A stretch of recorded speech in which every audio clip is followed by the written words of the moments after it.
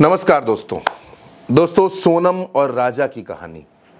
सोनम और राजा की शादी 11 मई को, और उसके बाद आपने देखा कि गायब हुए, फिर राजा की डेड बॉडी मिली। ये पूरी कहानी आपको पता है। सोनम गाजीपुर में मिलती है, उसके बाद पुलिस लेकर जाती है, पूछताछ करती है। हर रोज़ पूछताछ हो रही है। लेकिन सोनम और राजा की कहानी की पड़ताल करते वक्त उसके जो बिखरे हुए सिरे थे उनको मिलाते वक्त जब हमने एक एक पॉइंट को समझने की कोशिश की, आज से नहीं, सोनम की सगाई से लेकर उसके पहले से लेकर और अभी तक जो कुछ इंदौर में सोनम और राजा के घर में घट रहा था, जब उसको समझने की कोशिश की तो जो कहानी खुलकर आती है दोस्तों, और जो खुलासा होता है वो खौफनाक है। आपको लग रहा होगा कि सोनम राजा को लेकर गई, चढ़ाई चढ़कर वो लोग गए, थक गए, 2 लोग थे, एक ने वार किया, राजा मर गया, बॉडी फेंक दी, कहानी खत्म। कहानी इतनी सी नहीं है दोस्तों। बात दरअसल ये है कि सोनम ने राजा को मारने की जितने मर्तबा प्लानिंग की वो हर मर्तबा फेल हो गई, और 1-2 बार नहीं बल्कि 5 बार राजा को मारने की कोशिश हुई, लेकिन 5 बार ये सब फेल हुआ। और लेकिन 6ठी बार में सोनम को कामयाबी मिल गई और राजा रास्ते से साफ हो गया। अब मैं आपको बताता हूं और आपको खुद समझ में आ जाएगा कि कब कब सोनम ने राजा को मारने की कोशिश की, ये प्लान किया और कैसे कैसे ये सब चला। कहानी को थोड़ा सा शुरू से समझते हैं। 11 फरवरी को सोनम और राजा की एंगेजमेंट होती है। 2 तरह की बातें इसमें आ रही हैं। पहली कि सोनम किसी और से प्यार करती थी और इस वजह से वो राजा के साथ शादी नहीं करना चाहती थी, लेकिन पारिवारिक मजबूरियां थी, पिताजी की बीमारी थी, सामाजिक दबाव था, सब कुछ था। इस वजह से सोनम ने एंगेजमेंट कर ली और शादी के लिए तैयार हो गई। लेकिन इस बीच 11 फरवरी से 11 मई के बीच में सोनम के दिमाग में एक शातिर प्लान काम कर रहा था। वो राजा को मारना चाहती थी। मारना क्यों चाहती थी? 2 तरह की बातें उसमें भी हैं। पहली तो मैंने आपको बताया कि किसी और से प्यार था, लव ट्रायंगल का इशू निकल कर आ रहा था। दूसरा ये कहा जा रहा है कि सोनम एक तांत्रिक के प्रभाव में थी और तांत्रिक ने यह कहा था कि अगर अपने पिता को बीमारी से ठीक करना है तो तुमको किसी की बलि देनी पड़ेगी, और सोनम को लगा कि सॉफ्ट टारगेट तो राजा है, राजा की बलि दी जा सकती है। तो सोनम ने सगाई के बाद यह तय किया कि वो ओमकारेश्वर जाएगी राजा के साथ घूमने के लिए। जाहिर सी बात है कि राजा भी इसके लिए तैयार हो जाता, घूमने के लिए।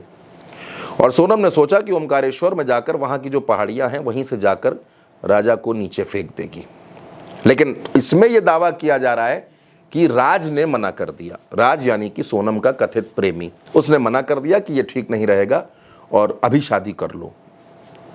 एक ये बात निकल कर आई।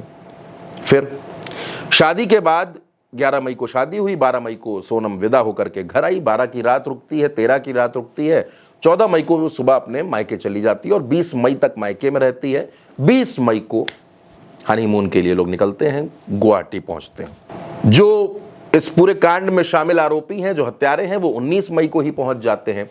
तय ये होता है कि 20 तारीख को ही राजा को मार दिया जाए, गुवाहाटी के होटल में मार दिया जाए। लेकिन गुवाहाटी के उस होटल में भीड़ बहुत थी, लोग बहुत ज़्यादा थे, इस वजह से दूसरी कोशिश भी फेल हो गई। यानी राजा को मारने की 2 कोशिश पूरी तरीके से फेल हो गई। अब सोनम को लगा कि यहां कुछ हो नहीं सकता। और बात यहां पर आपको यह भी ध्यान रखनी है दोस्तों कि वापसी का टिकट बुक नहीं है। जाने का तो टिकट है, वापसी का टिकट नहीं है। राजा बार बार पूछता है कि हम कहां जा रहे हैं।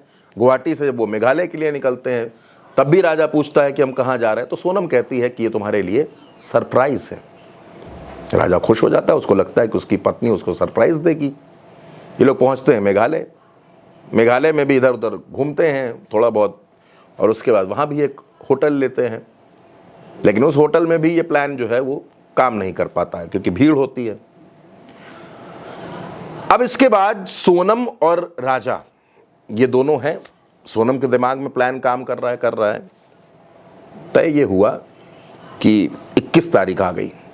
सोनम को लगा कि पहाड़ियों पर चलते हैं, वहां पर सेल्फी लेंगे, और सेल्फी लेने के बहाने सेल्फी लेते लेते लेते लेते सोनम राजा को धक्का दे देगी और राजा वहीं का वहीं मर जाएगा।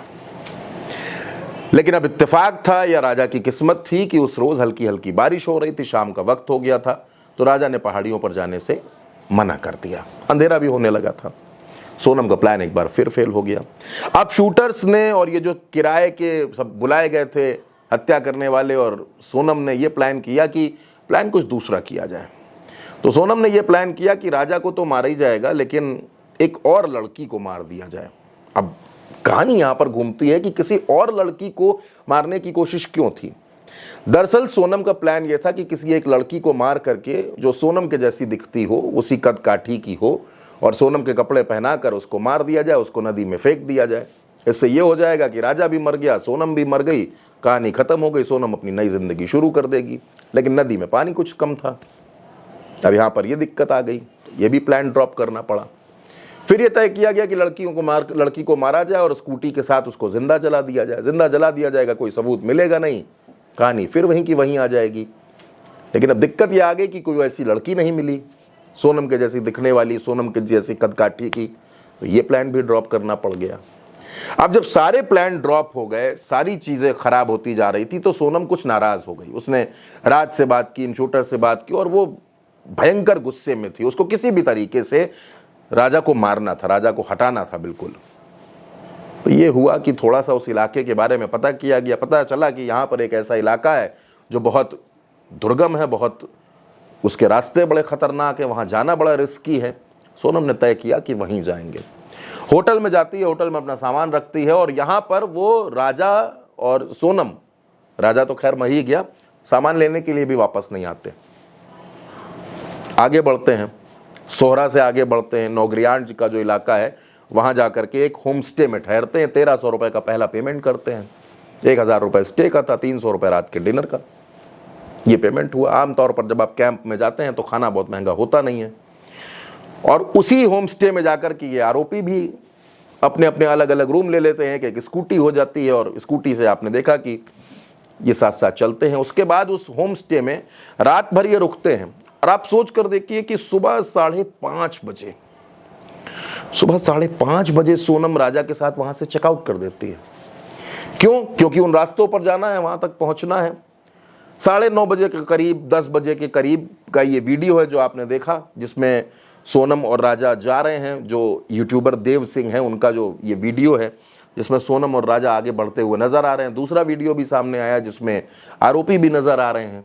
वहां लेकर जाती है, और वहां पर फिर आरोपियों की मदद से सोनम और वो तमाम विशाल और आकाश, ये सब मिलकर राजा पर वार करते हैं, राजा को मार देते हैं। और फिर राजा की डेड बॉडी को 4 फीट ऊंची लोहे की ग्रिल से उस पार फेंक दिया जाता है। डेड बॉडी मिलती है 2 जून को। तो सोनम ने राजा को मारने की कोशिश तो बहुत बार की दोस्तों, लेकिन 5 बार सोनम की यह कोशिश फेल हो गई, और 6ठी बार में यह कामयाबी मिलती है। 6ठी बार में राजा की मौत होती है, राजा का मर्डर होता है। अब आप इससे अंदाजा लगा सकते हैं कि सोनम कितनी शातिर थी। अगर वो पहली ही बार में राजा को मार देती तब शायद कहानी कुछ और होती। लेकिन ये जो दिक्कतें आती गईं और मर्डर के प्लान फेल होते गए, आखिर में 5 बार कोशिश करने के बाद 6ठी बार में सोनम को कामयाबी मिलती है और वो राजा को मार पाती है। अब इस पूरी कहानी में कई खुलासे भी हो रहे हैं, कई बातें भी सामने आ रही हैं, और जैसे जैसे वक्त बीत रहा है वैसे वैसे हर रोज़ कोई ना कोई फ़ोटो, कोई ना कोई वीडियो भी सामने आ जाता है, जिससे फिर इस पूरे कांड में एक नया सवाल खड़ा हो जाता है, एक नई कहानी खड़ी हो जाती है। अब आज के इस वीडियो में दोस्तों फ़िलहाल इतना ही, और सोनम और राजा की पूरी कहानी में कोई भी अपडेट, कोई भी खबर आपसे छूटेगी नहीं। ये उल्टा चश्मा यूसी का वादा है। आप हमारे साथ बने रहिए, सब्सक्राइब करिए। नमस्कार।